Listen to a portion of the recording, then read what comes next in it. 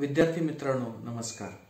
मी प्राध्यापक निलेश लोंढे आणि आपण काव्यशिल्प म्हणजेच मध्ययुगीन आणि आधुनिक मराठी पद्य वाङ्मय या अभ्यासपत्रिकेच्या अंतर्गत काही अभंग रचना अभ्यासत होतो। तर मागच्या तासामध्ये आपण संत जनाबाई आणि संत चोखामेळा यांच्या दोन अभंगांचा अभ्यास केलेला आहे। तशाच पद्धतीने आज आपण संत एकनाथ यांच्या एका भारुडाचा अभ्यास करणार आहोत। आता जसं संतांनी अभंग लिहिले तशीच भारुड, गवळणी, आख्यान आणि इतर साहित्य रचना लिहिली। भारुड हा एक लोकसाहित्याचा प्रकार आहे। भारुड म्हटली जातात, त्याचा थोडासा नाट्यात्मक स्वरूपाचा ते प्रकार असतो। अभिनयासह तो सादर केला जातो। आपल्याला माहित आहे वासुदेव आहेत, गोंधळी आहेत, जे आपल्या खेडेपाड्यामध्ये यायचे पूर्वी आणि ते धान्य घेऊन जायचे। तो वंश परंपरागत त्यांचा व्यवसाय असायचा। तसंच सार्वजनिक ठिकाणी भारुड सादर केली जायची।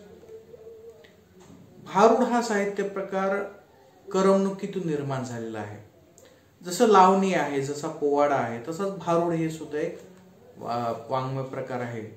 भारुड ही शक्यतो विनोदी स्वरूपाची असतात, शृंगारिक स्वरूपाची असतात, उपदेश करणारी असतात, कारण की ती सामूहिकरित्या सांगितली जातात, सामूहिकरित्या सादर केली जातात। सर्व लोकांच्या समोर त्याचं सादरीकरण होतं, सार्वजनिक ठिकाणी ती म्हटली जातात। त्याच्यामुळे भारुडांना एक वेगळं महत्व आहे आणि संत एकनाथांनी याच भारुडाच्या पद्धतीचा वापर करून भारुड हे संत साहित्याच्या साठी वापरण्याचे काम महत्वाचे काम केलेलं आहे। म्हणजे लोकसाहित्याचा, लोकरीतीचा, लोकवाङ्मयाचा वापर संत परंपरेतील विचार सांगण्यासाठी त्यांनी केलेला आहे। तर यावेळेस तुम्हाला जो अभ्यासक्रमाला धडा आहे, कविता आहे, ती आहे विंचू चावला नावाची। विंचू चावला हे तुम्ही ऐकलं असेल। हे एक फार प्रसिद्ध असं भारुड आहे।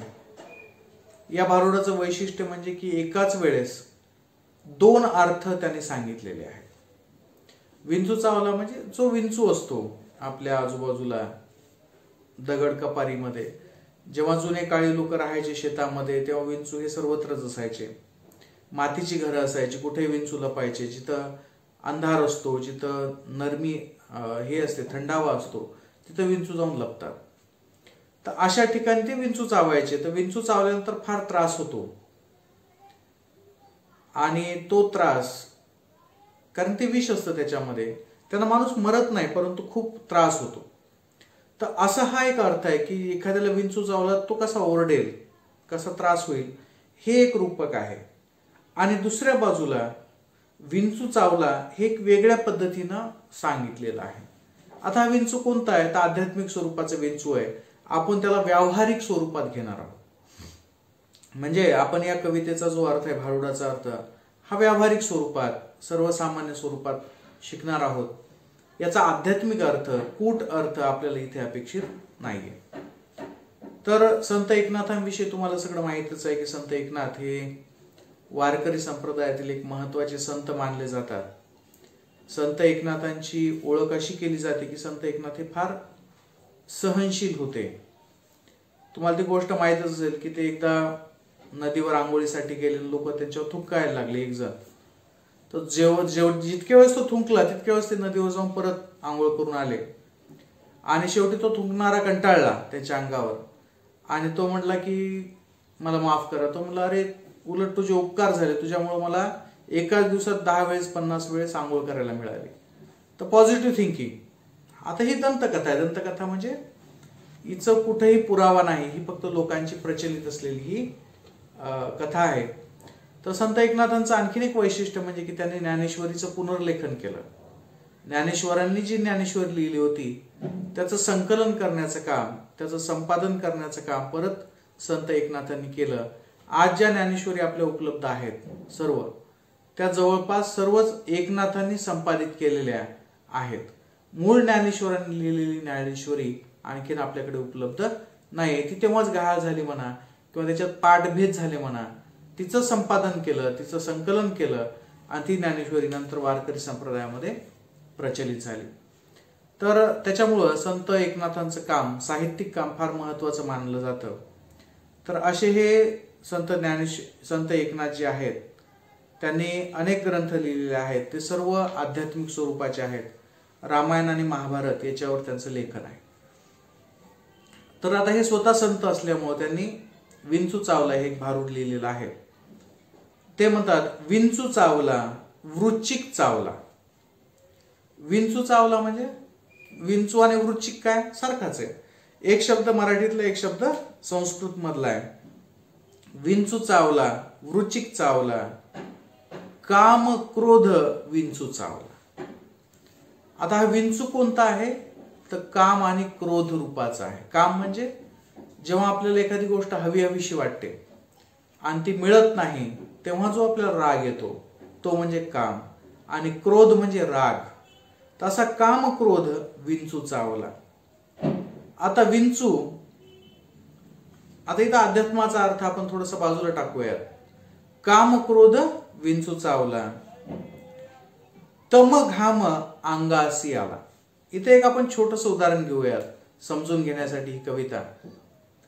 विंचू चावला, वृश्चिक चावला. तर हा विंचू आतमधला आहे का बाहेरचा? विंचू कुठला असतो? माणसाच्या आतमधला असतो का नाही? बाहेर असतो. तो एक प्राणी असतो. तो चावा घेतो. आपण जर त्याच्या कोनोड्यामध्ये किंवा फटीमध्ये जर हात घातला तो चावतो. तशाच पद्धतीने इथं त्यांनी सांगायचा प्रयत्न केलेला आहे समजून घेण्यासाठी की सामान्य लोक असतात, ते सामान्य व्यवहार करतात, पण तो चुकून एखाद्या चुकीच्या माणसाच्या सोबत आपला सहवास घडतो. एखादा चुकीचा व्यक्ती आपल्या संपर्कामध्ये येतो. एखाद्या चुकीच्या व्यक्तीसोबत आपल्याला व्यवहार करावा लागतो. तो माणूस चुकीचा नसतो, परंतु त्याची प्रवृत्ती ही घाणेरडी असते. तो चांगल्या प्रवृत्तीचा माणूस नसतो. आणि अशा वेळेस काय करतो तो आपला अपमान करतो. अशा वेळेस तो आपला अपमान करतो, उतारा करतो आपला, किंवा आपलं जे काम व्हायचंय ते आपलं काम होऊ देत नाही. आणि अशा वेळेस काय होतं, त्याला आपण चावणं असं म्हणू शकतो. मग तो त्याच्या प्रवृत्तीचा आहे, तो तिथे लपून बसलेला आहे, आपल्याला माहित नाही की तो आहे म्हणून, तो अशा पद्धतीचा माणूस आहे म्हणून, परंतु तरीही त्यानं आपल्याला काय केलेलं आहे, चावा घेतलेला आहे, त्यानं आपलं नुकसान केलेलं आहे, त्यानं आपल्याला डिस्टर्ब केलेलं आहे. त्याच्यामधलं जे विष आहे, त्याच्यामधला जो राग आहे, त्याच्यामधला जो क्रोध आहे, त्याच्यामधल्या ज्या वाईट अनुभवांचं जे गाठोडं त्याच्याजवळ आहे, जे त्याच्याकडे विष झालेलं आहे, ते त्यानं काय केलं, आपल्या शरीरामध्ये सोडलं. विंचू चावतो म्हणजे काय करतो, त्याच्या शरीरातलं विष तो आपल्या शरीरामध्ये टाकतो.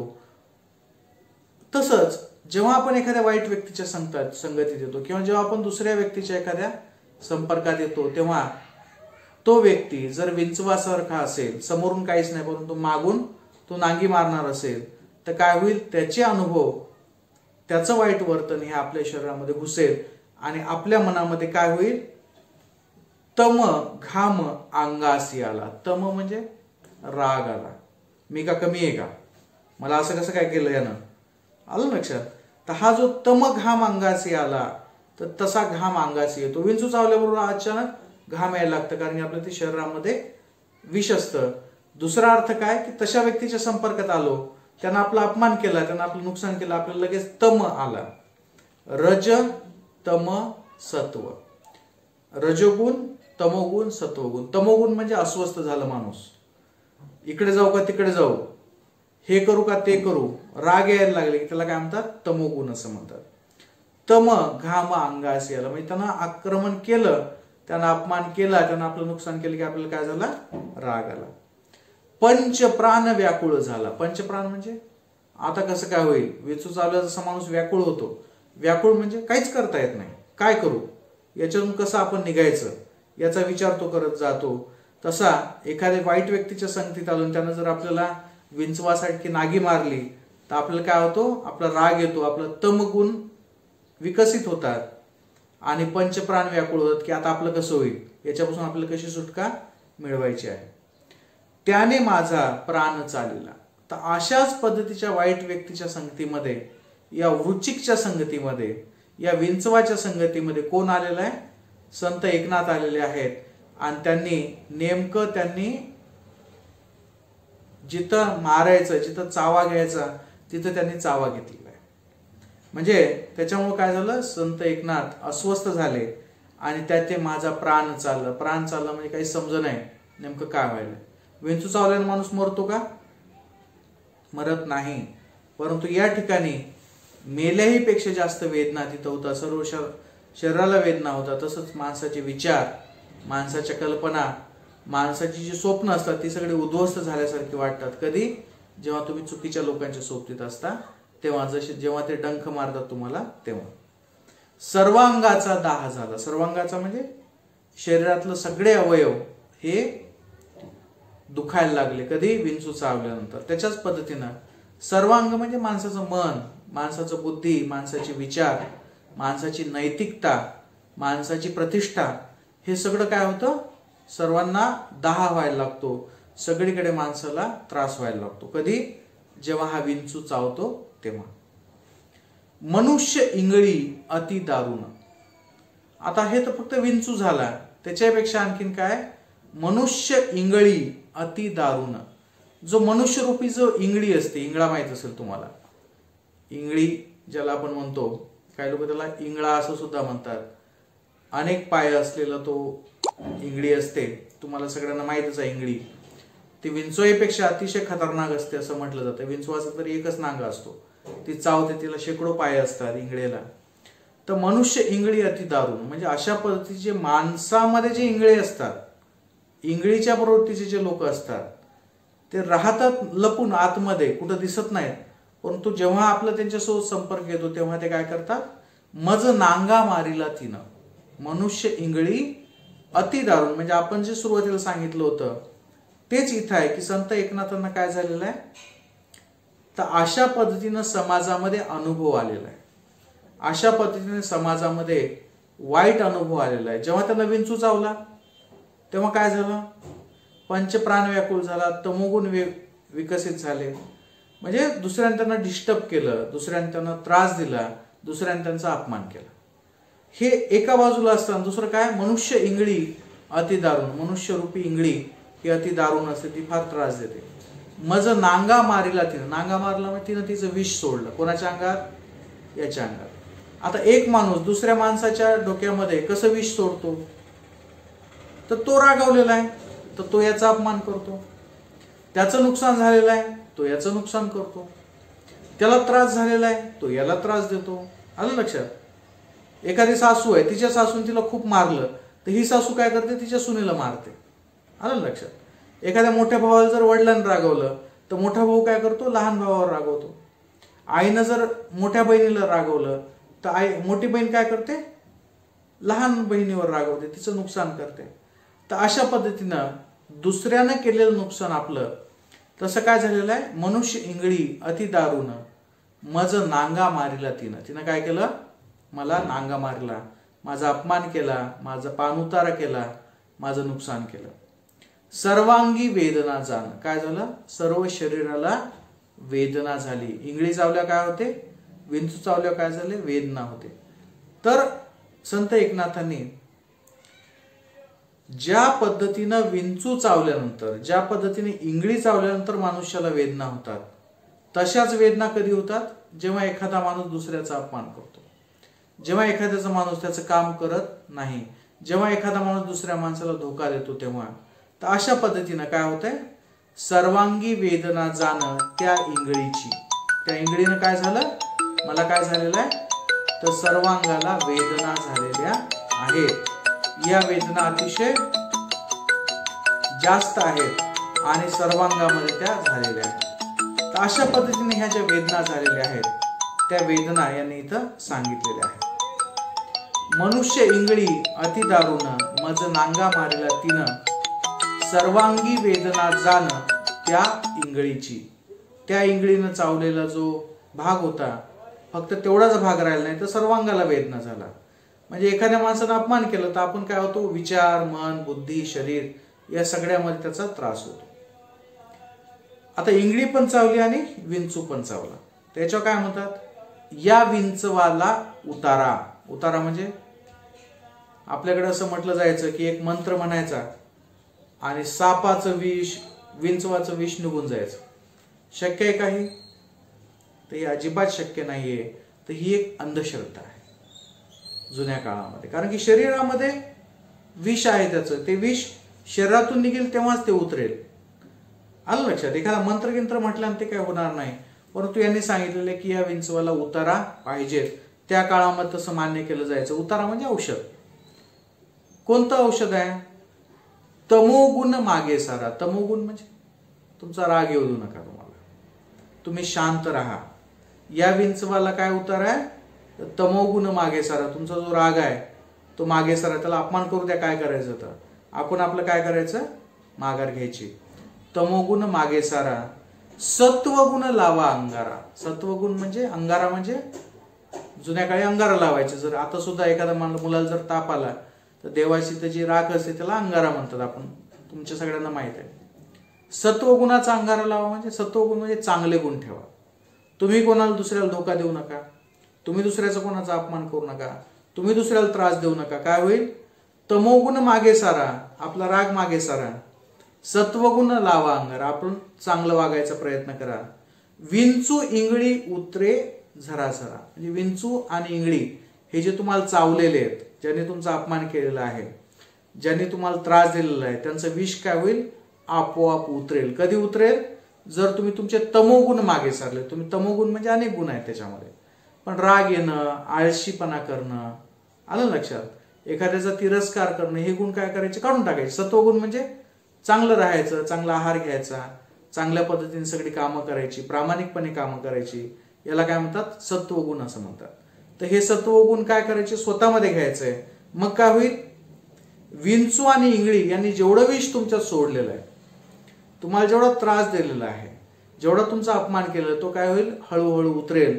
झराझरा उतरेल असं म्हटलेलं आहे. हळूहळू नाही, पटपट पटपट उतरून जाईल. तुमचा त्रास नष्ट होईल. काय करायचं तुम्हाला? फक्त तमोगुण मागे सारायचे आणि सत्वगुण अंगारा लावायचा. सत्व उतारा देऊन. सत्व म्हणजे तुम्ही चांगलं वागलं पाहिजे, तुम्ही प्रामाणिकपणे तुमचं काम केलं पाहिजे, तुम्ही तुमचा अभ्यास केला पाहिजे, तुमचा कुणावर रागवलं नाही पाहिजे, कुणाच्या याचा फायदा नाही घेतला पाहिजे मजबुरीचा. तर याला म्हणतात सत्वगुण. तर अशा सत्वगुणाचा उतारा देऊन अवघा सारीला तमोगुण. तमोगुण म्हणजे राग येणं, चिडचिडेपणा करणं, हा जो काय तमोगुणाचा आहे. कारण की त्यानं आपल्याला चिडचिडेपणा केलेला असतं, आपण दुसऱ्याला चिडचिडेपणा करतो. आलं लक्षात. कोणीही माणूस, संत साहित्यामध्ये असं म्हटलेलं आहे की माणूस हा प्रत्येक जण चांगलाच आहे. माणूस कसा आहे? चांगलाच आहे. पण तो वाईट कधी बनतो? जेव्हा दुसरा वाईट माणूस त्याला वाईट अनुभव देतो, तेव्हा तो त्याचे अनुभव दुसऱ्याला देतो. आलं लक्षात. कुणी आपल्याला हसवलं, आपण दुसऱ्याला हसवतो. कुणी आपल्याला आनंदी केलं, आपण दुसऱ्याला आनंदी करतो. कुणी आपल्याला दुःखी केलं, आपण दुसऱ्याला दुःखी करतो. तसं हा काय? सत्वगुणाचा उतार दिला. त्यानं आपल्याला दुःखी केलं, पण आपण त्याला दुःखी केलं का? नाही. आपण दुसऱ्याला दुःखी केलं का? नाही. तर अवघा सारीला तमोगुण. त्याच्यामुळे काय झालं? अवघा, फक्त माझाच नाही, तर याचा त्याचा सगळ्यांचा तमोगुण जो होता, तमोगुण जो राग होता, जो चिडचिड जी होती, जे द्वेष जो होता, जी अस्वस्थता होती, ती सगळी काय झाली? निघून गेली. किंचित राहिली फुनफुन. किंचित राहिली म्हणजे आपल्याला एखादा डास चावला छोटासा, तर थोड्या वेळासाठी तो खाजवतो. एखादं किटकुल चावलं छोटस, ते आपल्याला थोडस त्रास देतो.